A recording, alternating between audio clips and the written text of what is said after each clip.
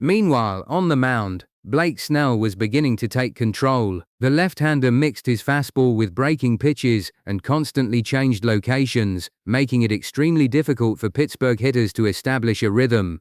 The Pirates managed to put some runners on base, but Snell repeatedly escaped before the situation became dangerous. That became one of the biggest differences between the two teams. The Dodgers didn't need Snell to strike out every hitter. They simply needed him to prevent Pittsburgh from putting together a big inning. And that's exactly what he did. As the game moved into the fourth inning, the Dodgers' offense created another opportunity.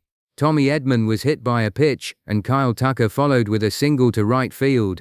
Suddenly, the Dodgers had runners on first and second. This time, the bottom part of the lineup stepped up. Alek Thomas delivered an important RBI hit, bringing another run across the plate. Then Hunter Feduccia continued the rally with another RBI single.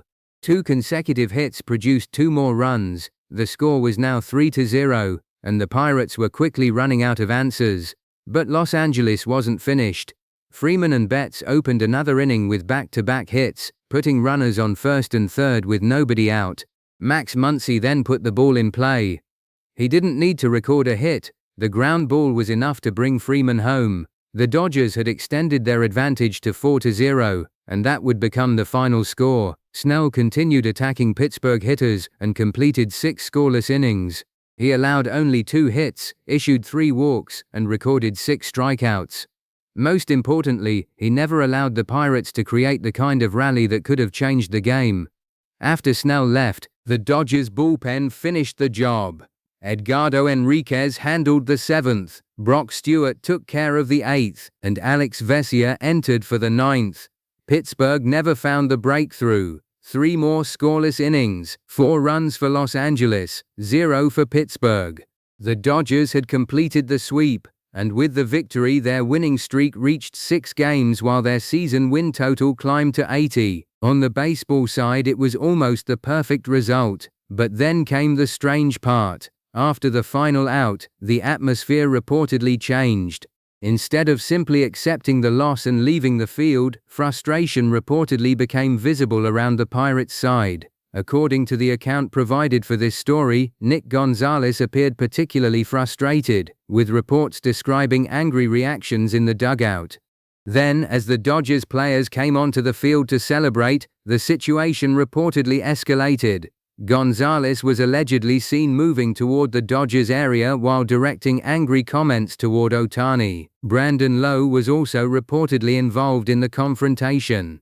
At first, Ohtani reportedly appeared to be trying to calm the situation. That would be consistent with the image he has built throughout his career. Rather than immediately responding emotionally, Ohtani reportedly attempted to keep his teammates from getting pulled into the confrontation. But then, according to the account, the situation took a more serious turn. Gonzalez reportedly shoved Ohtani in the shoulder. The contact allegedly caused Ohtani to lose his balance and fall. And that was the moment the Dodgers reacted.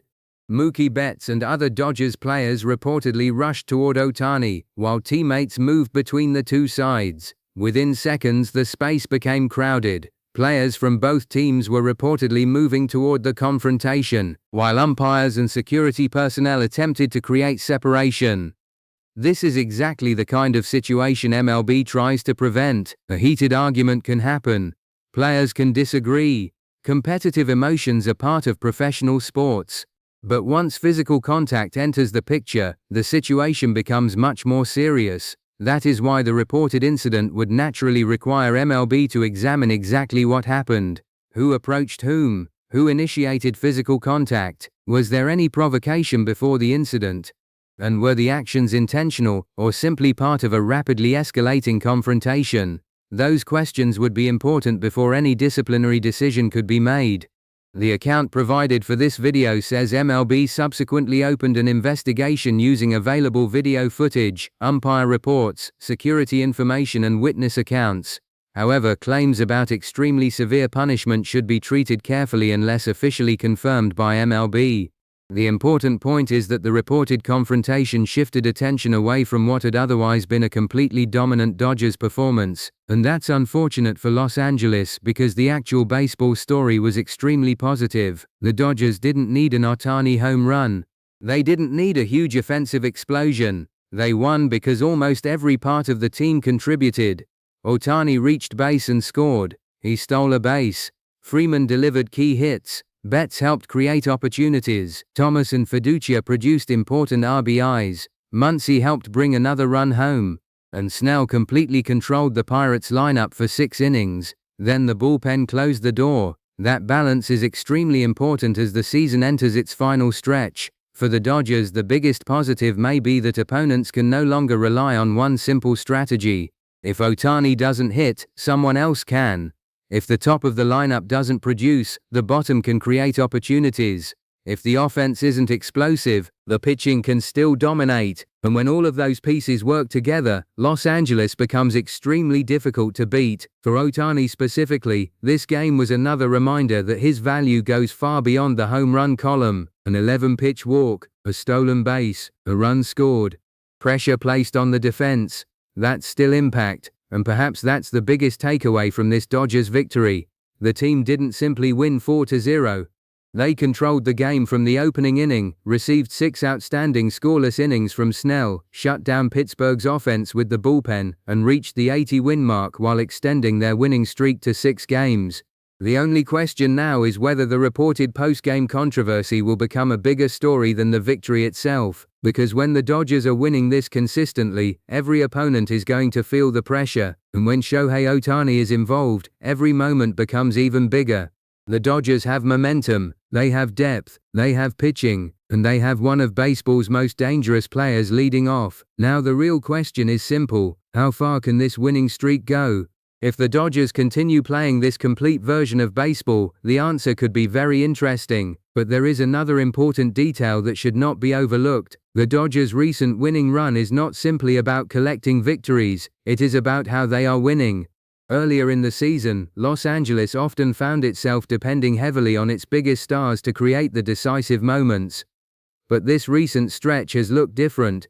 The pitching has become more reliable, the bullpen has been able to protect leads, and different hitters are stepping forward when opportunities appear. That is exactly what happened against Pittsburgh. Ohtani created the opening run without recording a hit. Freeman continued the pressure.